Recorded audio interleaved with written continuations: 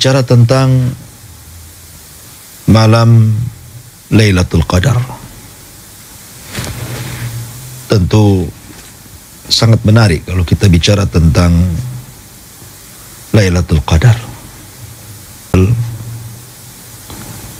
dan menginginkan akhirat. Mereka senantiasa menunggu momen malam itu selama 1 tahun. Mereka menunggu kapan Lailatul Qadar, kapan Lailatul Qadar. Karena dalam Al-Quranul Karim, kalau anda baca dalam surah Al-Fatihah sampai Qul a'udzu birabbin nas, maknanya dari awal sampai akhir, tidak ada satu malam yang dijelaskan keutamaannya secara detail dan terulang-ulang di banyak ayat melebihi malam Lailatul Qadar. Contohnya Allah mengatakan wal fajri wa layalin ashri, demi waktu fajar dan demi malam-malam yang 10. Maksudnya 10 malam akhir Ramadan. Dan disebutkannya 10 akhir Ramadan artinya diisyaratkan kepada malam Lailatul Qadar. Dan Allah juga mengatakan di ayat yang lain, inna anzalnahu fi lailatin mubarakah. Allah sebut bahwa malam Lailatul Qadar dengan malam mubarakah, malam yang penuh berkah. Bahkan ada satu surat khusus yang Allah sendirikan berbicara tentang Lailatul Qadar, dan tidak ada siang khusus yang dibicarakan dalam Al-Quran. Tapi ada satu malam yang dibicarakan dalam Al-Quran dan dibuatkan satu surat membicarakan malam Lailatul Qadar. Dan surat itu disebut Suratul Qadar. Inna anzalnahu fi lailatul qadr wa ma adraka ma lailatul qadr lailatul qadri khairun min alfi syahrin ila akhiril ayat. Ma'asyiral muslimin yang dimuliakan Allah Azza wa Jalla, karena mulianya malam ini, di mana setiap muslim dan muslimah selalu menunggu-nunggu kehadirannya, sehingga kita perlu tahu apa keistimewaan Lailatul Qadar, kapan waktunya, bagaimana cara mendapatkannya, amalan apa saja yang harus kita lakukan, dan siapa yang diberikan nikmat mendapatkan Lailatul Qadar, apa yang terjadi, dan siapa yang diharamkan mendapatkan Lailatul Qadar, apa juga yang terjadi. Inilah yang kita akan bahas beberapa menit ke depan. Ma'asyiral muslimin yang dimuliakan Allah Azza wa Jalla, saya akan sebutkan 5 keistimewaan malam Lailatul Qadar. Pertama, Lailatul Qadar disebut Lailatul Tanzil, malam diturunkan Al-Quran. Karena Allah Subhanahu wa ta'ala berfirman, syahrul Ramadan alladzi unzila fihil Quran.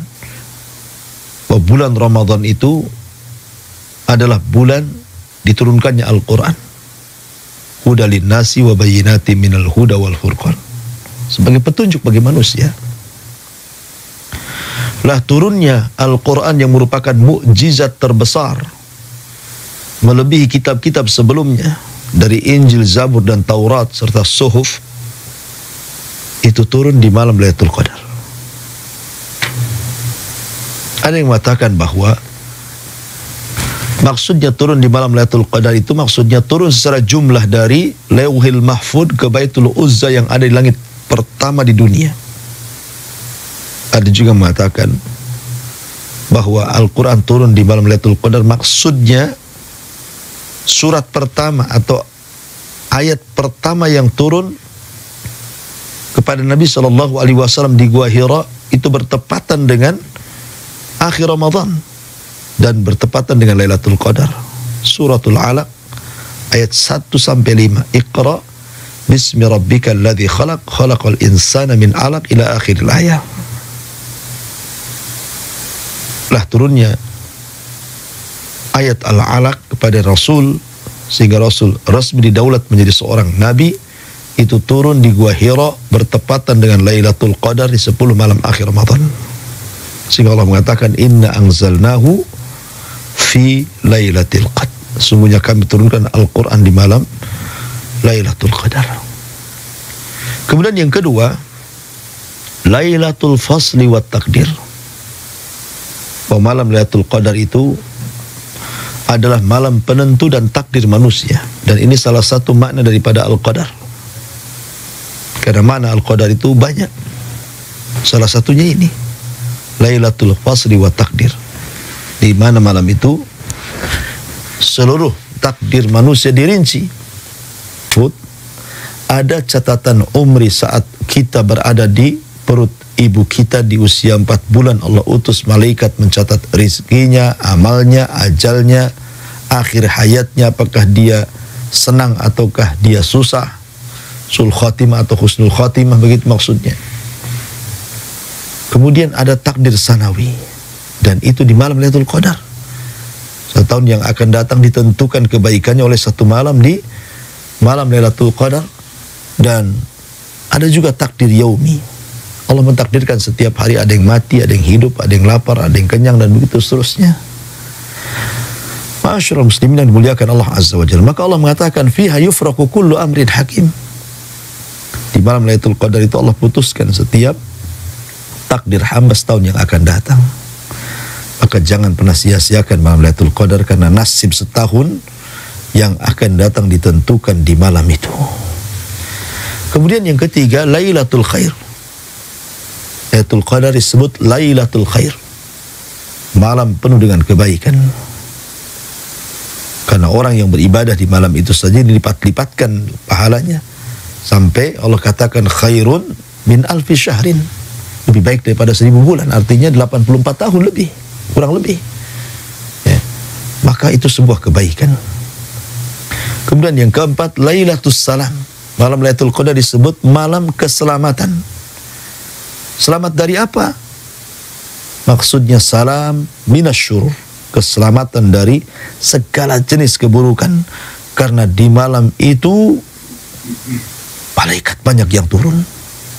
Bahkan jumlah para malaikat yang turun, kata Imam Ibnu Katsir rahimahullah ta'ala dalam Tafsirul Azim, Ibnu Katsir ketika memberikan catatan kepada ayat tanazzalul malaikatu warruh, malaikat yang turun dari langit ke bumi itu jumlahnya sebanding atau jauh lebih banyak dibandingkan asas adadun minal hasai fil ardi, jumlah pasir ataupun kerikil yang ada di permukaan bumi.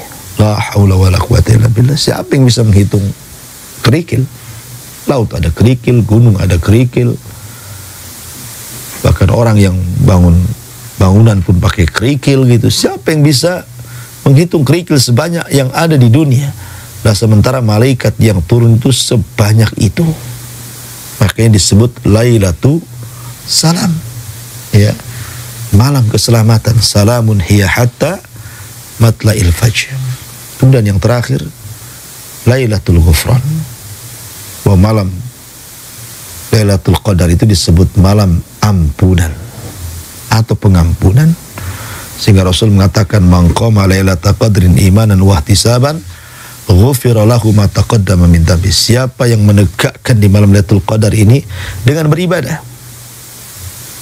penuh iman dan mengharap pahala Allah, maka Allah Subhanahu wa ta'ala akan hapuskan dosa-dosanya yang telah berlalu bagi dia. Subhanallah. Itulah Lailatul Ghufran. Jadi Lailatul Qadar, Lailatul Tanzil, turunnya ayat atau turunnya Al-Quran. Lailatul Qadar adalah Lailatul Fasli wa Takdir, malam di mana dirinci nasib manusia setahun yang akan datang. Kemudian juga Lailatul Qadar yang ketiga, Lailatul Khair, penuh dengan kebaikan, karena orang yang beribadah di malam itu Allah ganjar berlipat-lipat sampai 1000 bulan. Kemudian yang keempat, Lailatul Qadar juga disebut Lailatul Salam, malam keselamatan dari segala jenis keburukan karena malaikat turun ke bumi. Dan yang terakhir, malam Lailatul Qadar disebut Lailatul Ghufran, malam ampunan. Karena siapa yang menghidupkan malam itu ataupun menghidupkan sebagian besar malam itu, maka Allah Subhanahu wa ta'ala akan janjikan dengan ampunan. Ini diantara 5 poin Sebenarnya banyak. Ini hanya sekedar ringkasannya. Baik, setelah itu kita akan mengenal waktu Lailatul Qadar. Ma'asyiral muslimin yang dimuliakan Allah Subhanahu wa taala. Di zaman Nabi sallallahu alaihi wasallam, ada seorang sahabat namanya Ka'ab ibn Malik radhiyallahu an, bertengkar dengan Abdullah ibn Abi Hadrat. Abdullah ibn Abi Hadrat ini bertengkar, berselisih dengan Ka'ab ibn Malik. Ya manusiawi, ya sahabat juga bukan malaikat. Sahabat juga manusia sama dengan kita. Kalau ada berselisih ya wajar. Ya.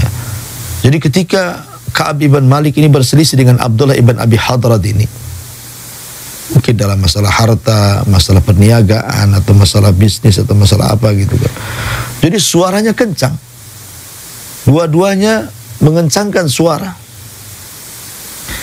Lah kebetulan dalam sebuah hadis yang dikeluarkan Imam Bukhari dari hadis Ubadah bin Samit radhiyallahu anhu, Nabi SAW itu sebenarnya keluar dari rumahnya malam-malam liyukhbirana bi Lailatul Qadri, hendak menghabarkan kapan Lailatul Qadar. Fatalaha rajulan minal muslimin, tiba-tiba kemudian dua laki-laki, maksudnya Ka'ab ibn Malik dan Abdullah ibn Abi Hadrat ini bertengkar. Kemudian Rasul mengatakan, kharajtu li ukhbirakum bi Lailatul Qadri. Fatalaha fulanun wa fulan farufi'at. Wa asa an yakuna khairan lakum faltamisuha fit tasi'ati was sabi'ati wal khamisati. Kemudian Rasul mengatakan, sebenarnya maksud aku keluar malam ini loh menemui kalian itu, hendak menghabarkan tentang letak kapan waktu Lailatul Qadar. Tapi karena aku melihat kalian bermusuhan, kalian bertengkar, kalian berdebat, Allah angkat pengetahuanku tentang Lailatul Qadar. Artinya aku dilupakan. Lupa. Ya, padahal sudah diberitahu tanggalnya, dilupakan oleh Allah Azza wa Jalla. Kata Rasul, wa asa an yakuna khairan lakum. Boleh jadi dengan diangkatnya waktu Lailatul Qadar sehingga kita tidak tahu tanggal berapanya, itu lebih baik bagi kalian. Maka carilah Lailatul Qadar di tanggal 27, 26, 25 dan begitu seterusnya. Ma'asyiral muslimin yang dimuliakan Allah Azza wa Jalla, kata para ulama, sebenarnya kalau seandainya ketika itu tidak ada pertengkaran antara Ka'ab ibn Malik dan Abdullah ibn Abi Hadrat di hadapan Rasul, tentu Nabi SAW akan menghabarkan beritanya. Oh, Lailatul Qadar itu 27 umpamanya. Oh, Lailatul Qadar itu 25. Oh, Lailatul Qadar itu 21 umpamanya. Tapi karena ada dua orang yang berselisih, maka Rasul dilupakan. Tentu hikmah di balik ini adalah kalimat tadi hadis Nabi SAW, wa asa an yakuna khairan lakum, boleh jadi dengan diangkatnya waktu Lailatul Qadar sehingga samar waktunya, itu lebih baik bagi kalian dan bagi kita. Maka Rasul mengatakan faltamisuha fi tasi'ati was sabi'ati wal khamisati. Kalau gitu carilah Lailatul Qadar itu di tanggal 27, di tanggal 29 ataupun di tanggal 25. Ma'asyiral muslimin yang dimuliakan Allah Azza wa Jalla. Namun walaupun demikian, Nabi SAW tetap memberikan ancar-ancarnya kapan Lailatul Qadar itu akan terjadi. Kata Nabi SAW, iltamisuha fi ashril awakhir. Carilah Lailatul Qadar itu di 10 malam akhir. Bahkan dari riwayat di tanggal-tanggal ganjilnya. Maksudnya 21, 23, 25, 27 ataupun 29. Disinilah letak-letak malam Lailatul Qadar. Walaupun yang paling kuat gitu, yang dikuatkan para ulama juga, Lailatul Qadar itu banyak terjadi di tanggal 27.